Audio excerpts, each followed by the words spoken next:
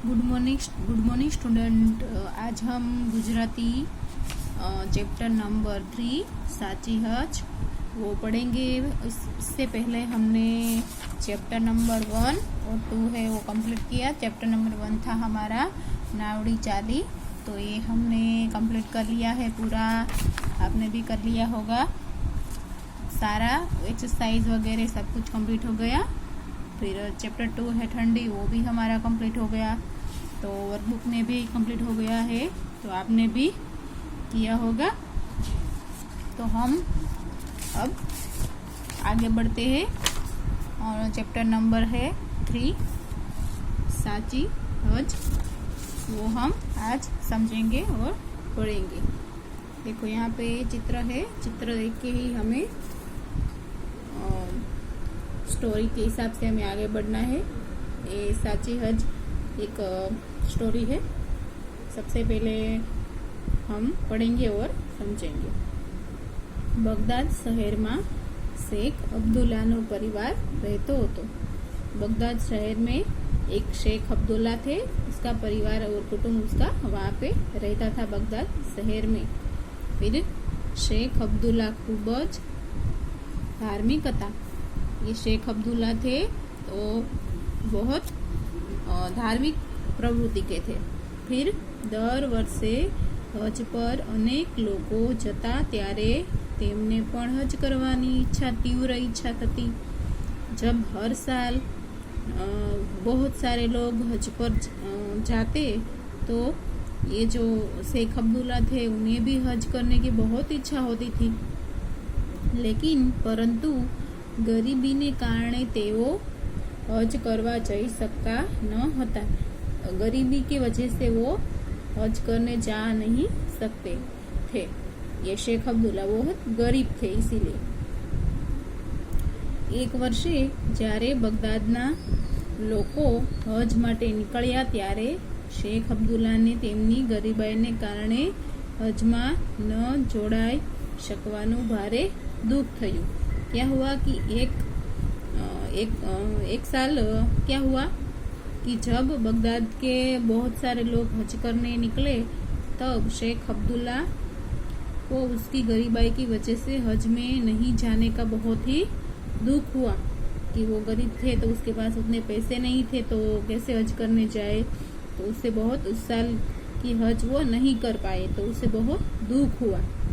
फिर वो विचारवा लगे, वो सोचने लगे, जो मारी पासे पैसा होत तो हूँ पण हज करी पुण्य मेळवत।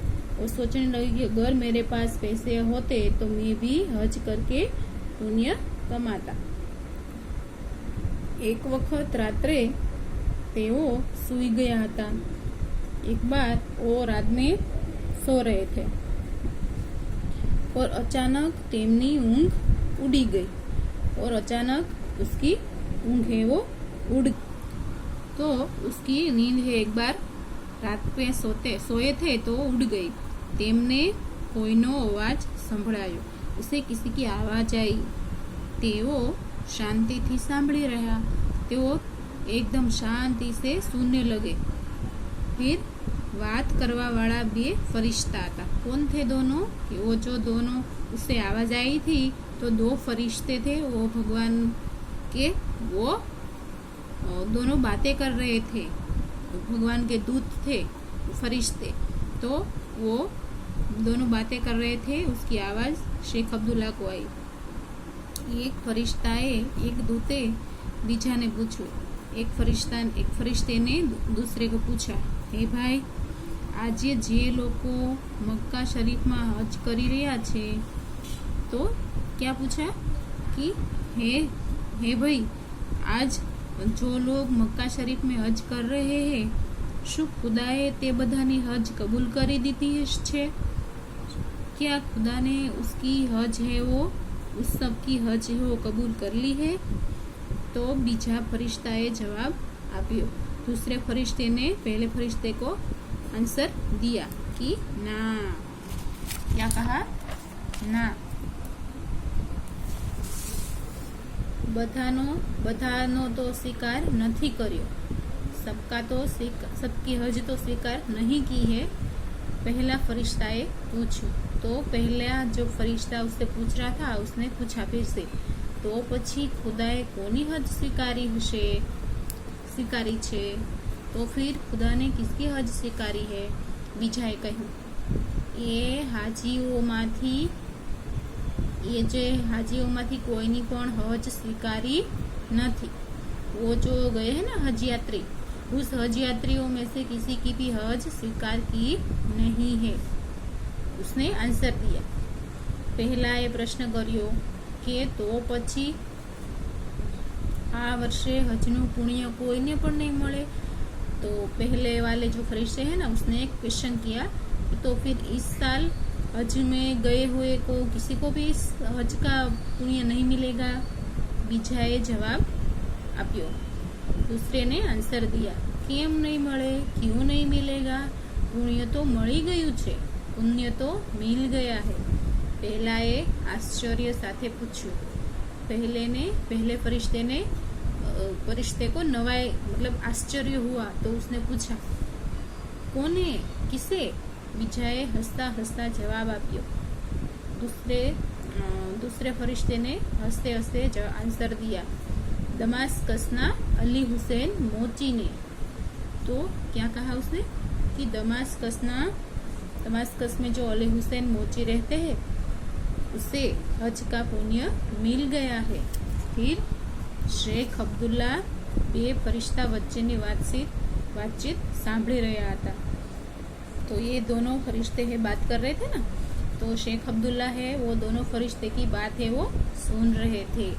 फिर बात पूरी થતાની સાથે જ બે फरिश्ता अदृश्य થઈ ગયા। ये दोनों बात अपनी खत्म करके दोनों अदृश्य हो गए। शेख अब्दुल्ला मूंझवण में पड़ी गया। शेख अब्दुल्ला थे वो एकदम सोच में पड़ गए। तेमने ये समझातु न हतु, उसे कुछ भी समझ में नहीं आ रहा था कि हज कर्या सिवाय हजनु पुण्य केवी रीते मળી શકે, कि हज के बिना हज का पुण्य कैसे मिल सके, ये तो मुझे समझ ही नहीं आ रहा है। बीजा दिवसे दूसरे दिन तेओ दमास्कस जवा रवाना थया। वो दूसरे दिन कहाँ जाने, दमास्कस जाने के लिए रवाना हुए।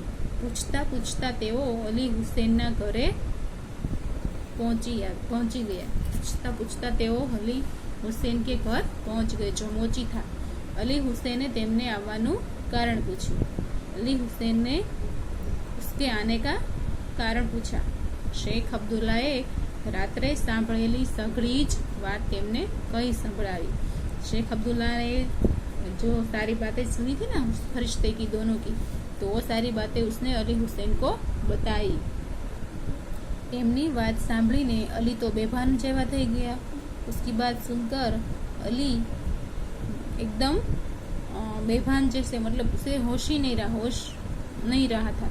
भान में आवता तेमणे पोतानी बात आ रीते कही। वो जब होश में आए तो उसने अपनी बात कही, भाई हूँ एक गरीब माणस छू, मैं एक गरीब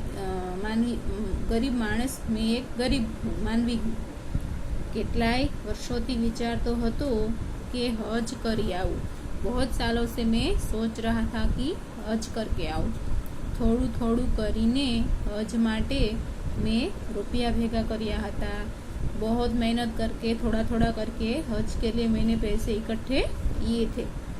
आ वर्षे हूँ हज करवा जात, पण इस साल में हज करने जाने ही वाला था, लेकिन हज जवानुं नक्की कर्युं तेना 2 દિવસ पहला मैं मारा पड़ोसीना बाळकोने रोककड़ करता जोया। मैं हज जाने वाला ही था और जाने का मैंने फाइनल किया, तो 2 दिन पहले मेरे पड़ोसी के छोटे बच्चे हैं वो रोककड़ झगड़ा कर रहे थे और रो रहे थे। कारण पूछ्યું तो जाणवा मळ्युं કે તે બિચારા બાળકોને કેટલાય દિવસોથી ખાવા માટે કંઈ જ મળ્યું ન હતું। वो मैंने उसका कारण पूछा, क्यों रो रहे हैं, झगड़ा कर रहे हैं।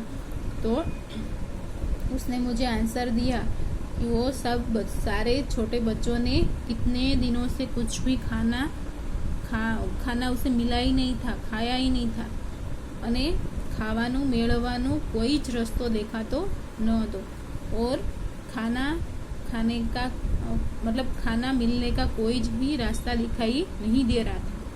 તેમના પિતાજી મૃत्यु પામ્યા હતા। उसके पिताजी की मृत्यु हो गई थी और माँ खूब ज बीमार थी। माँ बहुत ही बीमार थी। माराथी ये बाळकोનું दुख सहन न थયું। मेरे से इस बच्चों का दुख सहन बिल्कुल नहीं हुआ और मैं मारा घरेथी रोटलीओ मोकली અને પછી જે પૈસા હજ માટે ભેગા કર્યા હતા તે બધા જ તેમને આપી દીધા। मैंने क्या किया कि मैंने मेरे घर से ही रोटी उसके घर भेजी बहुत सारी और जो पैसे मैंने हज के लिए इकट्ठे किए थे वो सारे मैंने उसके घर उसे दे दिए उसको। फिर मैं विचार्યું कि हज तो गमे त्यारे जई शकाशे। मैंने सोचा कि हज तो मैं कभी भी जा सकता हूँ, परंतु आ बाळकोनी तकलीफ तो मारे आजे ज दूर करवी જોઈએ। लेकिन इस बच्चों की जो परेशानी है वो मुझे आज ही दूर करनी चाहिए। हवे आप कहो, हवे आप ही बोलो। તેઓની આ હાલત જોઈને હું હજની ખુશાલી કેવી રીતે ઉજવી શકું? उसकी ऐसी हालत देख के मैं हज कैसे जा सकता था? फिर शेख अब्दुल्लाए ऊंडो श्वास लीधो। सारी बातें सुनकर शेख अब्दुल्लाए एकदम बहुत ऊंडी श्वास ली। फिर खुदानो आभार मान्यो, खुदा को थैंक यू कहा અને મોચીને કહેવા લાગે और મોચી को कहने लगे, भाई हुसैन તમારી વાત સાચી છે, आपकी बात सही है। खुदाने खुदाई प्यारी છે। તમે ગરીબ હોવા છતાં પેલા दुखी બાળકોને મદદ કરી। आपकी बात सही है, खुदा को सिर्फ खुदाई प्यारी है। आप गरीब थे फिर भी आपने उस दुखी बच्चों की मदद की और हज का विचार है वो छोड़ दिया। उसकी कारण की वजह से ही खुदा के दरबार में मात्र आपकी ही हज है वो मंजूर हुई। फिर अली हुसैन आँख में जलजलिया साथे आकाश तरफ जोता रहा।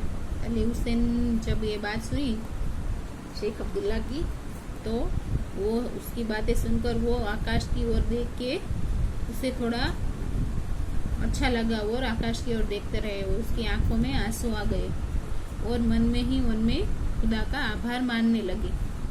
शेख अब्दुल्ला उठिया और शेख अब्दुल्ला वहां से फिर उठे। તેમણે અલી હુસેનનો હાથ પકડીને ચૂમ્યો અને ત્યારે તેમને પણ એવો અનુભવ થયો કે જાણે એમને પણ હજનું પુણ્ય મળી ગયું।